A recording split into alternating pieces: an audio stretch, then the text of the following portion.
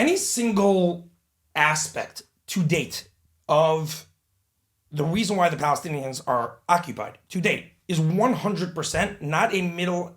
There's nothing to talk about this. Is 100% the fault, straight up, of the Palestinians. Israel was granted a state. These are the facts. 1937, Palestinians were offered a state, declined it. 1947, UN partition.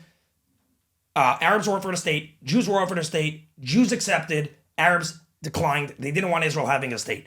1948, Israel announces their independence. Within 24 hours, all 5 or 7 Arab states gang together to destroy the Jewish state, which was the new Jewish state in their infancy. Israel went and won that war against all odds. They gained more territory and therefore had more territory than they were originally given by the UN. All was quiet for 19 years.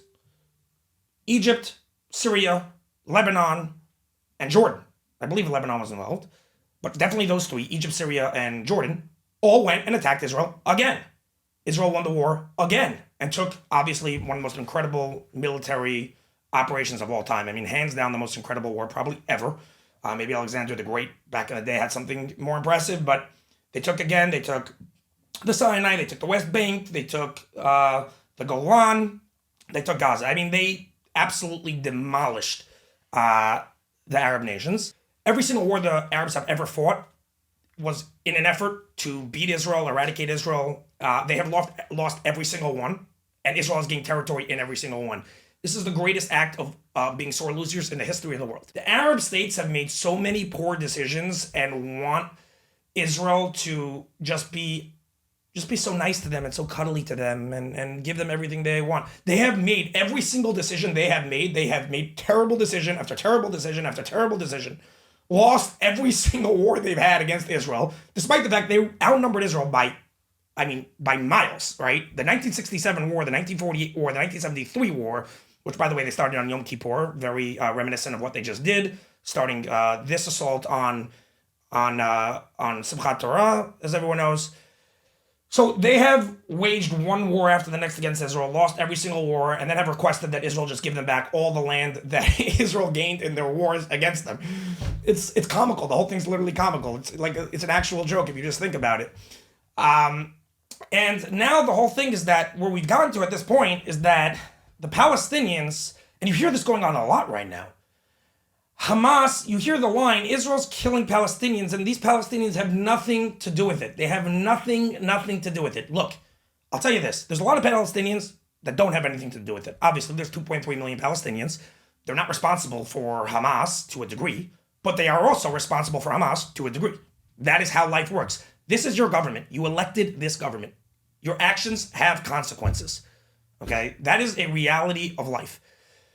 You do hold some sort of responsibility by the fact that you have waged one war after the next for 75 years. You now have landed up in this situation. You elected a government which has chosen to turn your space and your land into a total terror base. You guys did that. You have not called for the ouster of your government, probably because they are victimizing you guys just as much as they're victimizing the Israelis. So the idea that the Palestinians are 100% not accountable. Look, I'll tell you this. There's the concept, in just to bring it to a totally different space, to bring an example and an analogy. In therapy, right? In the concept of therapy, let's say someone has a terrible parent, right? Who absolutely traumatized them, abused them, etc. There is a period of time, which makes sense and is very understandable, to heal that you need 10, maybe 5, 10, 15 years to heal and move forward, right? And get it out of your system and really heal. That's really what it is. It's a healing process. And you do become, to a degree, in those moments, a victim. You do. You're in the blame game. However, there is a place, undeniably, where you need to start taking accountability. If you stay your entire life in that victimhood state, you will get nowhere. You will have a shitty life. You will sit there till the day you die just blaming someone that did something to you, and you're in your own prison because you have no ability to ever move forward because you're just sitting there as a victim. So there is a reasonable, obviously, the idea of don't blame anyone at any point of your life is obviously stupid. People are in pain. They need to heal that pain. They should hold the people that did things to them accountable. And that's for sure. But there's a point where holding that person accountable then moves on, and you need to hold yourself accountable. You don't have to not hold the person that did it to you originally accountable, but you do need to still hold yourself accountable. The Palestinians for 75 years have been the child who will just die till the day they die, just blame the parent, and never move forward with their life in any capacity, and sit there and, blow up Israeli buses, be suicide bombers, be terrorists, on and on and on and on. They've had many opportunities to create peace with Israel, to, come to some sort of agreement where they can start getting, they're already getting aid from the US, but they can start getting even more aid from the US. There's two different types of arguments it comes down to, really. Some people are, have the argument, yeah, what Hamas did, this is the Piers Morgan argument, what Hamas did on October 7th was terrible, but Israel's doing right now is, also terrible. I agree with Israel's right to defend itself, but, by the way, what they're doing right now is terrible. No, Hamas can literally surrender and Israel will not do anything terrible. That could easily be the result. And Israel trying to kill Hamas is not a terrible thing.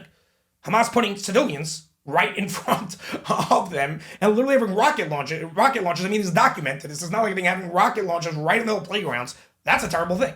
And the inevitable outcome of that is going to be civilians dying, which Hamas wants, by the way, FYI, so that they can get a ceasefire.